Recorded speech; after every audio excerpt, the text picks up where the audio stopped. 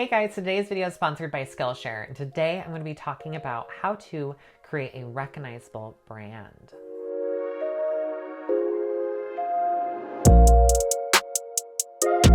If you've yet to subscribe, please do so now and ring the bell to get notified every time I upload a new video. And if you're not following me on social media, I recommend you go check out my Instagram. It's my favorite account. So my first recommendation is to focus on brand recognition. This is going to be primarily what I talk about today, but it is the biggest thing, in my opinion, that creates the difference between a brand that people remember and a brand that just kind of falls flat. You want people to not only recognize your name, but the type of content you create, the style you're creating, and even what you mean. Like, why do you create it? What is your passion behind making this kind of content? Thinking about these primary building blocks allows you to easily create new content with little effort and allows you to maximize on, again, that recognition. Building a well-established brand takes more than a good name. Creating logos, colors, fonts, and even imagery and content style directions really allows people to understand and know who you are. So let's start there. Casey Blake has had its own evolution. Originally, the fonts that I used to create the logo were very dainty and thin and weren't very impactful. It came across as simple and not as sleek as necessarily I wanted it to. So after some consideration into what kind of content I was making, as well as who I am as an individual, I ended up tweaking the transgender symbol to be something a little more modern and simple, as you've seen across some of my content and is actually on my wall over here.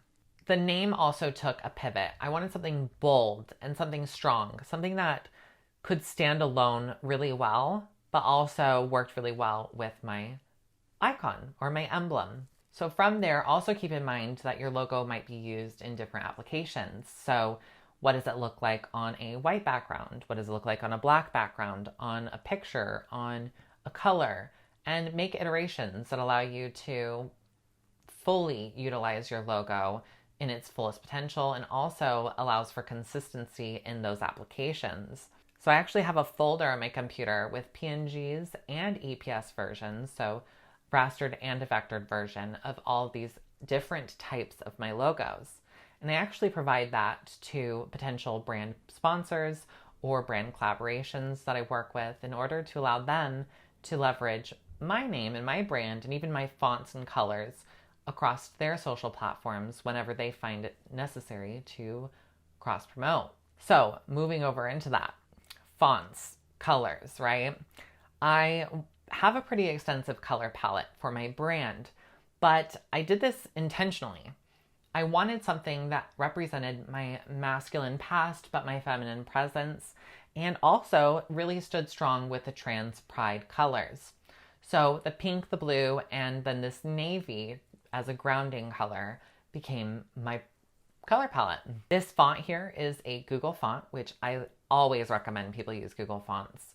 And it's Montserrat. Montserrat is one of my favorite fonts. I use it a lot in a lot of varying designs, but it's clean, easy to read, and it also is what I derived my logo word font from. So if you're considering looking into fonts, I definitely recommend you check out Google Fonts. Not only are they great because they're free and easy to download, they're also all web fonts. So you can easily add them to a WordPress website or even into tools like canva.com, which I also recommend you guys check out if you haven't before. It's also important to identify all these elements so you can easily create new types of content or to create new elements for your brand.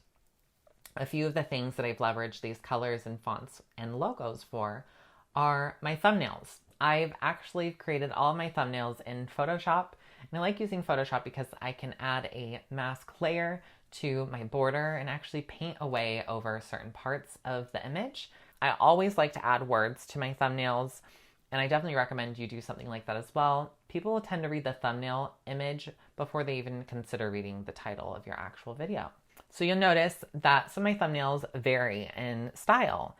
I have a few series that I've done where I've leveraged different types of thumbnail frames. but everything always falls within my brand colors and fonts and etc. Again, as you develop out all these elements, it just further pushes your brand recognition and creates a familiar environment for your follow base, but it also makes your job so much easier, which makes creating more content and streamlining your process just that much better. I've also used all these elements to create intro and outros for my YouTube videos.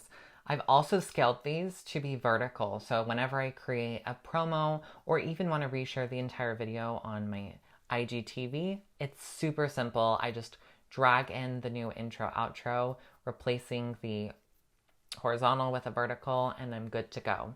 I used After Effects to create those. So if you're interested in creating elements like I've shown today, I definitely recommend that you check out our sponsor of today's video, Skillshare. The first 1,000 to click the link in the description will get a free trial of Skillshare Premium membership. Skillshare's platform allows you to learn things about graphic design, animation, illustration, music, photography, UX, UI design, web development, business analytics, freelance and entrepreneurship, leadership and management, and marketing.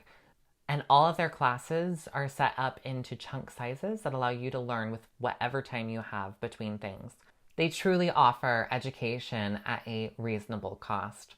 And if you have never touched anything Adobe, Photoshop, Illustrator, InDesign, Premiere Pro, After Effects, you name it, I definitely recommend you check out their videos and really jumpstart your career. So one thing that I actually do each year is challenge myself to continue my education.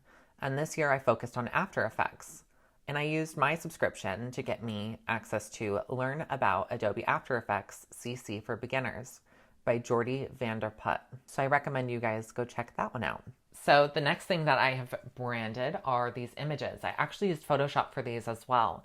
I manipulated the color of the wall. They were originally this beautiful, bright, vibrant green, but that was just not on brand for me. So I changed the green to a gray and added these stripes to the wall to leverage, again, my color palette.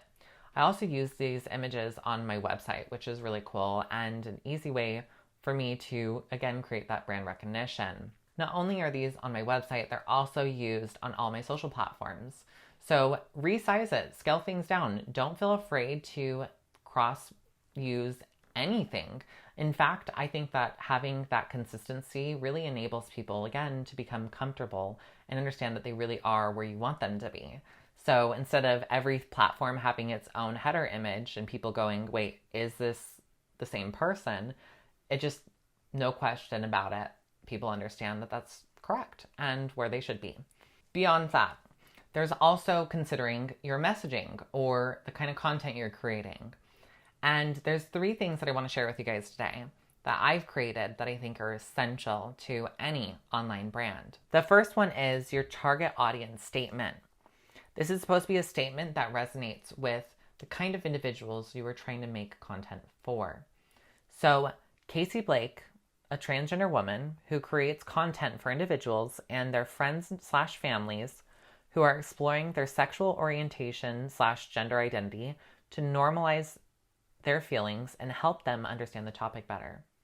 So my content that I'm creating is not only for trans individuals, but also for the people surrounding them, their friends, their families, and just the people that want to learn more about it, or maybe know someone who is trans, but maybe aren't that close with them. So normalizing these feelings means a lot to me.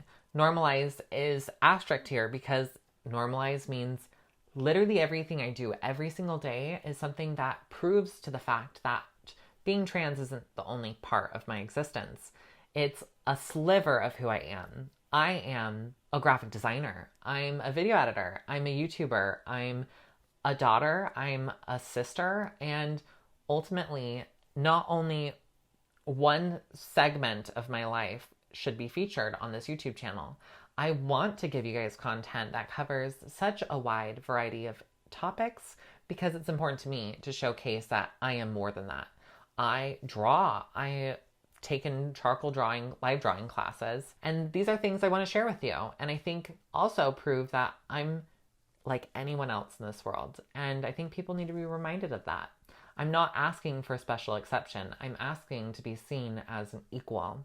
So my brand statement is transgender individuals trust Casey Blake as a trans support / inspiring public figure that pushes normalization because knowledge is the best way to create a safer world. So this statement and my target audience statement are very close. My intent as a brand is to literally enable the world to understand the topic better, because fear is always based off of the unknown, at least from my experience. And if I can make it something that people understand and know better, I believe I can create a safer environment, not only for other trans individuals, but for the world in entirety.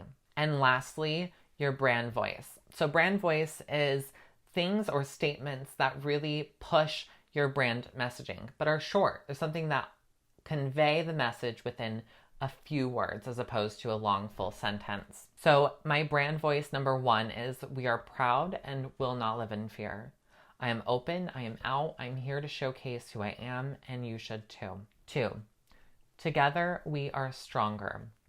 I'm a big advocate of power in numbers, and not only do I want to build a community, I also want to share other people's stories.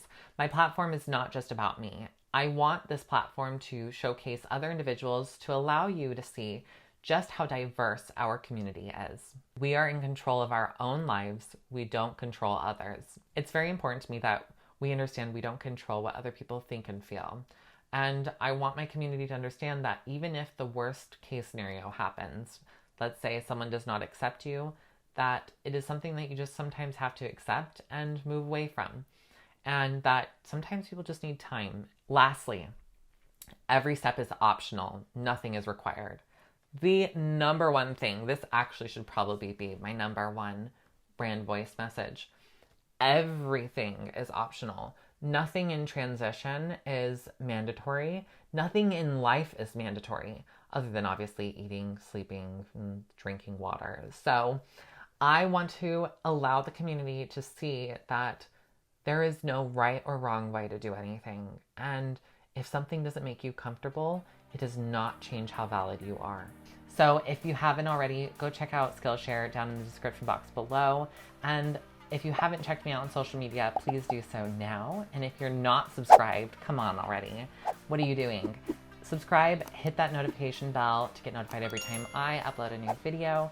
If this is something you're interested in doing, that you just allow yourself to go in and do it. It is not as complex as it may look.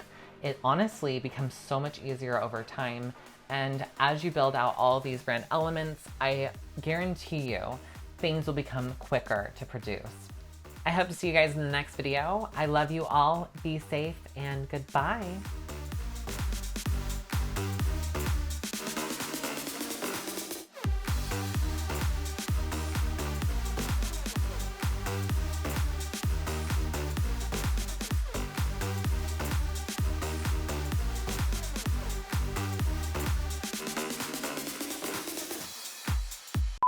This is it.